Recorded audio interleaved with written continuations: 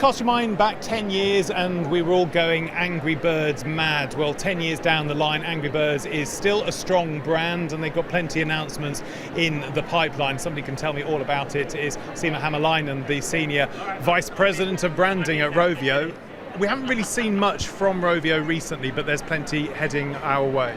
Yes, so at the moment our roadmap, licensing roadmap is the strongest ever. So it kicks off with the Angry Birds Movie 2, autumn 2019, followed by our 10th year anniversary, December 2019. Can you imagine? And then to 2020 we have plans for long-form animation, first of its kind for Rovio, and then we have plenty of touring, live shows, unscripted TV series in the plan and in the works. So a lot of good stuff there on the entertainment and licensing side. And then in games we have 10 games at the moment in different development phases, and hopefully some of them will see a daylight in near future. How important is licensing for a company like Rovio? Obviously, game first, a lot of income there directly, but it's turned into an income stream in its own right. Yes, so we are a games first entertainment company. So we started obviously from games and that's very close to our hearts. But the entertainment side, the licensing side is very important for two reasons. First of all, it's also a business on its own and it brings nice profitability to the company.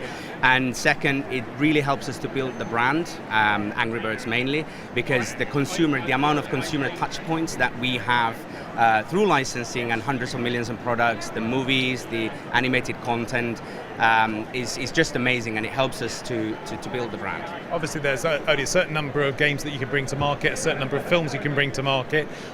How is it used as a sort of a marketing tool to keep the brand out there in the lull periods?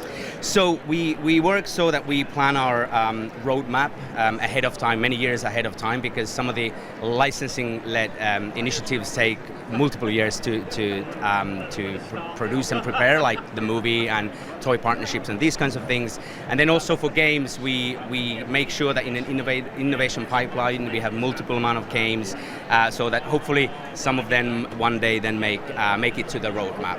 And then we focus on a few bigger topics in that roadmap that we go behind as a company. Let's say the movies are certainly one, some of the bigger games are another, and so forth. What sort of innovation are you seeing? Because we're seeing companies like ITV promoting reality game shows and those sort of things.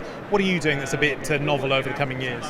So one of our strategic pillars is future of gaming, and there's a lot happening in that area, from VR, AR, blockchain, and you name it. And it's very important for us as an innovative games company and entertainment company to be on top of the trends. And just recently we made a couple of announcements and brought to life a couple of things in executing that strategy. And one of them is the collaboration with Magic Leap, one of the very hyped, super cool platforms for VR or mixed reality. And the second thing for licensing is our new AR application that we just announced is going to be developed next year, which will help us to bridge the gap between the physical licensed products and the digital Angry Birds universe. Why are you doing all this yourself and not just channeling your IP through another company and just creaming off the profits? Angry Birds is our key brand, and it's the crown jewel of the company, and we want to keep certain elements in-house and make sure that it's all high quality, it's good, its own brand, and we really want to be an innovative company and make sure that innovation comes from in-house. Simo, you have a partnership, a sponsorship deal with Everton. It doesn't seem like the most natural partnership to get your brand out there. Partnerships for Angry Birds have always been really important because it really helps us to find right kinds of brands for us and then expand our reach globally. And but it's also very important for us that we can utilize them more than just being a sponsor. So with Everton, for example, we take part in their community. So we have the red mascot going in there with the shirt.